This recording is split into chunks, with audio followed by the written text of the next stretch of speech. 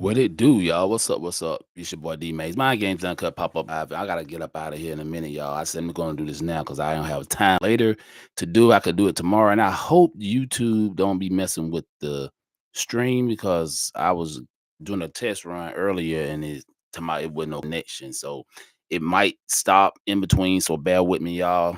Make sure I hit the like button, follow, share, and all that good stuff. We're gonna get right into it. So we talking about black wealth, black health. Yeah, yeah, man. I was talking to my brothers yesterday about this, man, and I was gonna do it last night, but I wanted to sleep on it. You know what I'm saying? I wanted to sleep on it. So yeah, so I'm gonna I'm gonna play something. We're gonna get into it first. We'll probably get into the let me let me see what I'm gonna get into the health part. Hold on, y'all.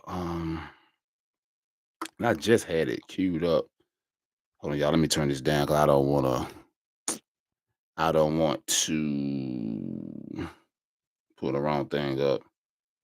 Let me see. Hold on just for a second. Let me see. Okay, is this it right here?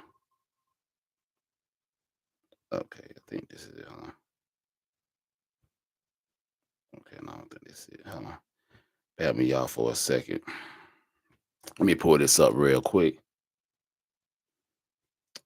Cause I had the black health. Hold on. Let me do this real quick, y'all. Hold on.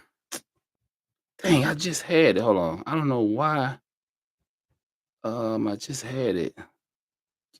Is this it? Hold on, y'all. Let me see something. Encounters with the healthcare system are a reason to avoid going to the doctor. But for Aminta Kiyate, a UC Prime medical student, it sealed her decision to become one. Nobody's ever going to feel this way again. And if I have anything to do with it, then nobody's ever going to treat another patient like this again. And so that definitely motivated me to want to be a physician. Aminta is part of UC Prime, a program aimed at diversifying California doctors and bringing care to areas facing a shortage of primary care services. Almost 70% of UC Prime students come from groups traditionally underrepresented in medicine, compared to 14% enrolled in medical schools nationwide. This is important because research finds that people get better care and have more trust in doctors who share their background. That we're working in the business of helping people and making people feel like people when we talk to them. For too many people. Okay. But that wasn't it. Hold on. Why is it? Is it this one? Okay, I think this is it. My fault, y'all. Here we go. Well, the doctor is in. Today My marks fault. the last Here we day of go. Black History Month, and while the month is meant to celebrate Black success, it's also meant to spotlight issues that still need change. Here at CBSA, we want to close out the month by highlighting the importance of healthcare in the Black community while discussing the impact of racial disparities. Joining us live, Chief Impact Officer at Sharp Ray Steely, Dr. Abby Odelade, to give us more insight on this. Thanks so much for coming in. It's good to see you. Let's talk about some of the health issues that are prevalent in the Black community. Touch on that, and then we'll dive into some of the reasons behind it. So, Black people have higher rates of a lot of chronic conditions, including hypertension, heart disease, also diabetes, kidney disease. So, this is something that we see. And even with cancer rates, with most of the major cancers, Black people have a higher incidence of this. And this is a huge disparity and something that we really, really need to address. What are some of the reasons behind that? So, it's complex, but a lot of the things that we call social determinants of health are also disproportionately affecting people in the Black community, and things that are indirect factors that have direct effects on medical outcomes. So things like not having enough access to resources, not having a good education, not having financial stability, not having transportation, safety. All of these things are things that affect the African American community disproportionately. And of course, the effect of racism, discrimination, and bias. So these are not comfortable discussions to have, but very necessary ones. Absolutely. So someone watching at home that part of our Black community that wants to really What's up, Broken Tradition? What can they be doing? Is there anything that they can be proactively doing to take care of their own health and then their family's health? Yeah, so it's important to recognize this, right? Which is that all of these things unfortunately lead to what we call excess mortality. So increase the rates of death and decrease life expectancy disproportionately. So we want to make sure that we start to have these. I can't call. Can you hear Broken Tradition? Can you hear what she's saying?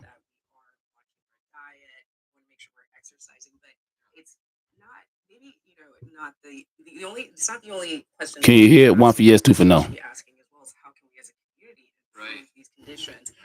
tell someone to exercise and they don't have a safe place to do it, they go outside and they don't have access to all these resources, then it's a difficult thing to say. They can't take off work because they Hey, Pro Tradition, I'm still suspended, man. They suspended me like 2 days before they had shut it down for a couple hours, man. You know, they don't like me, boy. They say I'm giving too much information out. So I really don't care, man. I'm gonna go back on tomorrow. They lift the suspension. But anyway, y'all, we're talking about black wealth, black health. And the sister is talking about why black people health is so bad. And I bet the difference when it comes to the working out, man, because I tell people all day, you know, I'm a fitness freak. My thing is this, man. You don't have to go to the gym to work out. You can work out from home, y'all. You know that, right? You can order some dumbbells and stuff from Amazon. You can go to Dick's Sporting Goods, get you some you know, get you weights, you know, Pilates ball, stuff like that. You can use your stairs in your house if you got stairs in your house. Get you a jump rope, go in the back, jump rope. No excuse for us to be not taking care of ourselves, y'all. You know, walk 3 miles every. I say at least 3 days out of the week. You need to walk like 3 miles. You know what I'm saying? We make too many excuses in our community when it comes to our health. I'm sick and tired of it. I'm tired of seeing my people in the grocery store overweight, obese, sitting that up. Some people got tubes up their nose, and you got 2 buggies at the grocery store, and you don't have nothing really healthy in your buggy. That don't make no sense, and I don't feel sorry for you. I'm sorry. I don't listen, man. I know it comes to being educated, but if you got 12, 13-year-old kids so big, they up here riding on them little carts in the grocery stores. Come on, man. I'm for real. I remember I trained this boy, this young brother, a couple years ago, 12 years old. Dude was like 200 something pounds.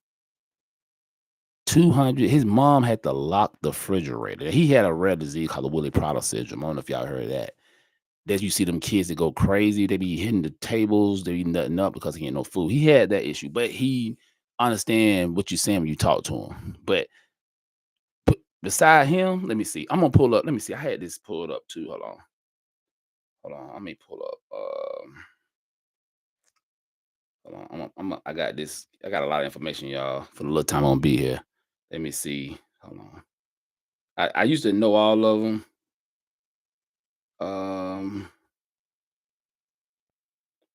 Let me see. The top 10 obesity. Hold on.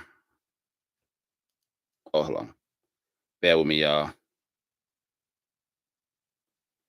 Okay, here we go. Now I want to put up 20. I'm gonna put 2024 because we ain't in 2025 yet. So these are the top 10 highest obesity rates. These are states, y'all. Check it out. And I'm proud to say Georgia is not in there. Georgia and Florida probably the only states in the South is not in there because people are active here in Georgia and Florida. I will say that. People do work out here. We got our obesity problem, but let me name. Okay, we got West Virginia, 41%. Louisiana, 40.1%. Oklahoma, 40%. Mississippi, 39.5%. Tennessee, 38.9%. Alabama, high obesity rate. Ohio, high obesity rate. I'm surprised you Ohio on them. You got Indiana, high obesity rate. Delaware, high obesity rate. Kentucky, high obesity rate. Let's see. And you do have us on there. I ain't gonna lie. So we just got enough for 2024, which is crazy because we went on there. Other states that high, but I'm talking about the top 10. Pretty much the whole United States is obese. Then they got Arkansas, Georgia, Illinois, Ohio, Kansas, Michigan, Missouri, Nebraska, New Mexico, and North Dakota. But that's after I'm talking about the top 10. You know what I'm saying? So let me continue to play this, y'all. Hold on, bear with me. Times they don't have the finances to be able to do that. They don't have adequate transportation. So it's a question that we should ask as a community. It's not an us versus them problem, right? Because when we improve the health of one aspect of our community, it benefits the community as a whole, and that's important. I think people would be surprised, some of them, to know that about all of the health disparities that exist out there. Yes. Can you dive into what can be done? It's not just the folks that are impacted by this, but it's government, it's the state, it's the federal government. There's a lot of stakeholders involved when it comes to health disparity, and it's not something that can just change with the flick of a switch. But there's ways that we can be going in a positive direction, right? Absolutely, because you're exactly right, Eric. The disparities are stark, even with things like maternal mortality, infant mortality. Even when we had the COVID pandemic, disparately affected minorities to such a great extent. So you're exactly right. We want to make sure that we realize the effects of, for example, government in the past. So there's things like the Tuskegee experiment, which was a devastating thing that actually was done by the CDC.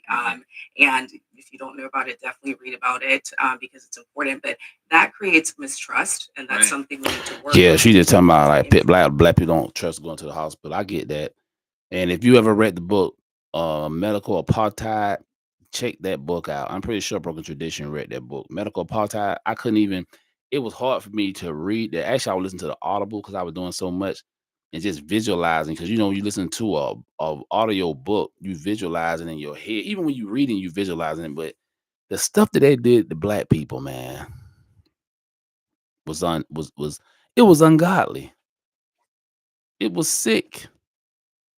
These people was basically we were worse than the lab mice, like the lab rats that be having. That what they was doing to us, man. And that's what I'm saying. We got to take our health serious. Listen, y'all. Rizza Islam, he was on some podcast a couple months ago.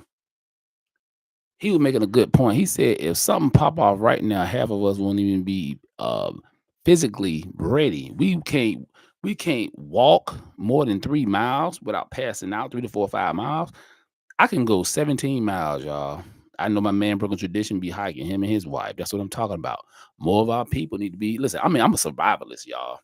I'm into the bug out bags. I'm into, learning how to get hiking boots, tactical gear, learning how to get your wind up radios. Make sure you have a first aid kit, get your ammunition, learn how to eat, learn how to not eat meat, learn how to eat just nuts and fruits and, stuff like that, because you never know, man. You never know. And the point I'm trying to make it is a lot of our people's health is bad. And if something pop off, a lot of us won't make it. Hell, matter of fact, a lot of Americans won't make it. But I'm talking about black Americans. A lot of us won't make it because we are unhealthy. Let's be honest. We go to a lot of our family functions, friends, family functions, and like you go to Thanksgiving, Christmas dinners, and everybody's still eating chitlins. I'm sorry, y'all. It's 2024. You still eating chitlins? I don't know what to tell you. You ain't no slave anymore, man. You're not a slave anymore. So black people, let's get our health together, man. Let's get it together. Like I said, I'm gonna help those who want to help themselves. I'm not gonna be begging nobody to help them. Your health is bad, but you continue to keep eating that crap. You feel me? Come on, man. We gotta do better when it comes to our health, man. I'm gonna be doing more on the health tip too. You know what I'm saying? And yeah. So anyway, let's get into the other part, Black Wealth, real quick. Let me see where we at. Black Wealth, okay. Well, I had another one, but I'm gonna pull this up. I like this brother right here. I had tone talks, but it's just hard to talk because he got like a speech impediment. But let me play this real quick, y'all. Hold on, let me see. Let me get to it. As far as packaging and things of that nature, again, when you're doing marketing within a CBD company, especially that is interfacing with customers and things of that nature, you're looking to create aesthetics that are going to be showcased to the people. And so I got to dibble and dabble in the manufacturing side. And one thing that I came to realize was things are a lot cheaper to make than you would ever imagine. I mean, of course, we're dealing with China, but then again, most of our products are coming out of China, especially retail goods. And so, when it comes to this conversation of designer, let's just say I was already over that keeping up with the Joneses quite early on in life, but I was really over it once this thing was demystified, right? And the CEO who had made many trips to China told me, I've seen the factories where they make the Louis belts, where they make the Fendi belts. And it's the same exact factory that's making the belts for Ross. The only difference is they'll send that belt over to Italy, get 4 screws put into it, and now they can say made in Italy, right? And then they mark up the prices and, promoted to those who are looking to be validated by people who don't give a damn about them. And so the reason I bring this up is because I want to get into what I believe is an exceptionally valuable message. Like, I believe this is one of the most important messages we can get in the modern age, which is, well, this video is technically that I'm about to do my little reaction on. It is technically luxury goods are made for broke people, right? That's who they market to. But my overall point is this. You don't need to validate yourself through purchasing things that you don't need. Today, I got a comment from a brother who said he works as a garbage man. And he said, it's incredible how much stuff people are buying. So people will talk about they're broke, they're broke, they're broke. And I understand the economy is where it is. Bidenomics has done a number on this damn economy. But still, people have enough money to buy things that they don't need and spend money that they don't need to be spending, as opposed to putting it in places that actually matter. There's a spending problem. There's a credit card deficit for a reason. Yes, there are people putting, survival needs on those credit cards. But if we're going to be honest with ourselves, and I'm not into having sugar-coated conversations, if we're going to be all the way real with ourselves, there's a lot of the spending is unnecessary. It's things you don't need. And you know what? And we was talking about that last night too.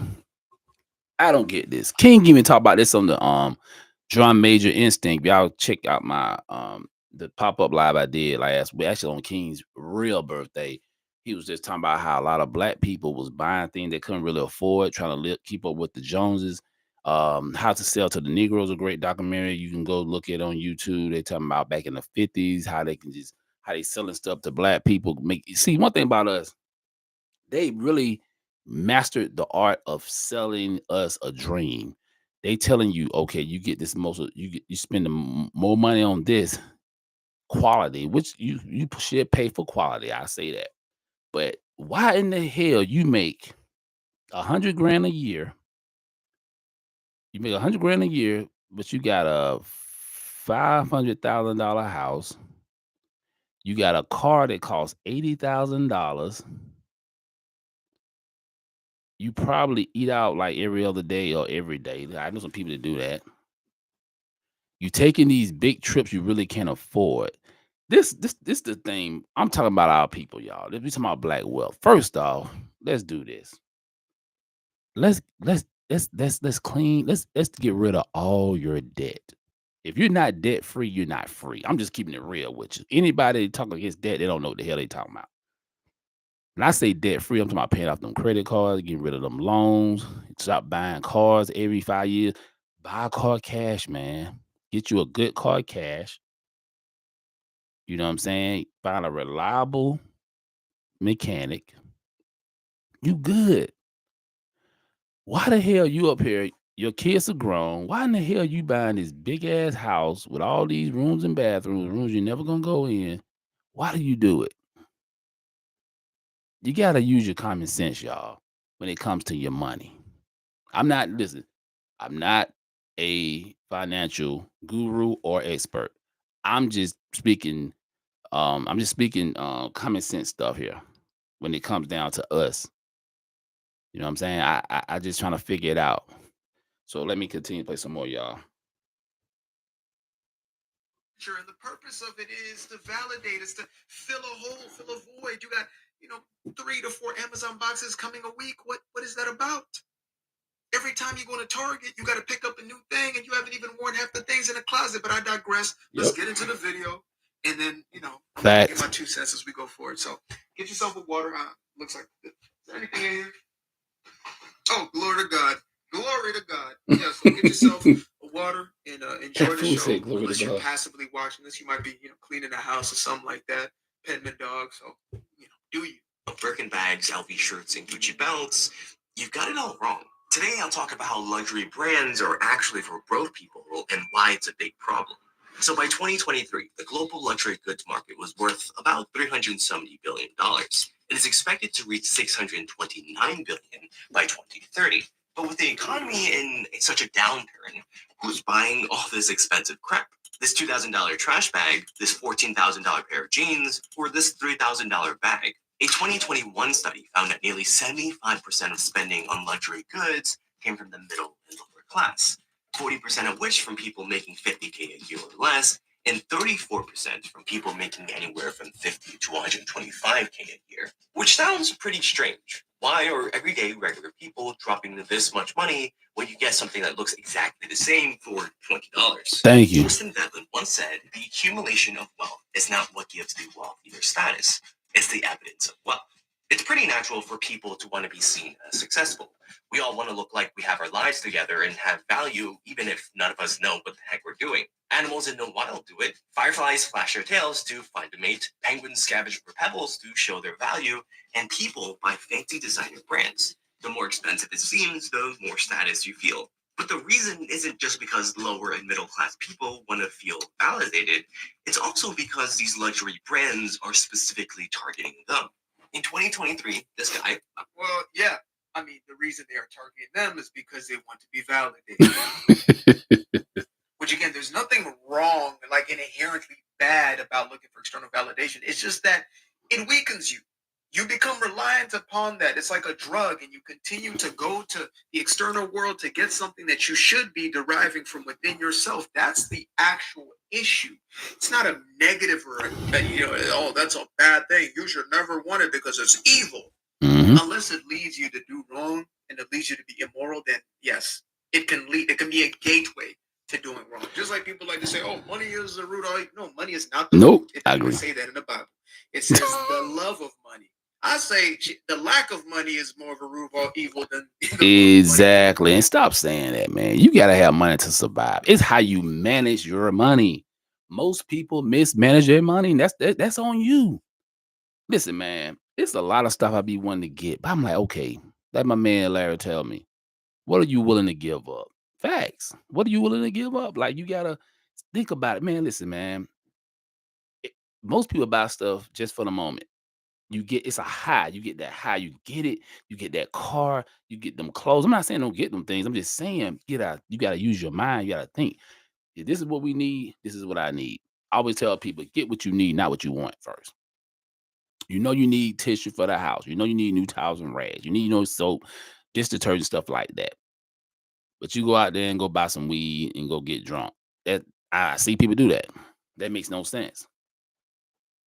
Discipline is the key, man. Discipline is the key. If you want to get out of this economic crisis, you're gonna have to pay off your debts. Pay off. If you don't pay all of them out, pay much as you can off and pay it down. Pay it down. You know what I'm saying? Pay down your debts. Give yourself a little breather. You know what I'm saying?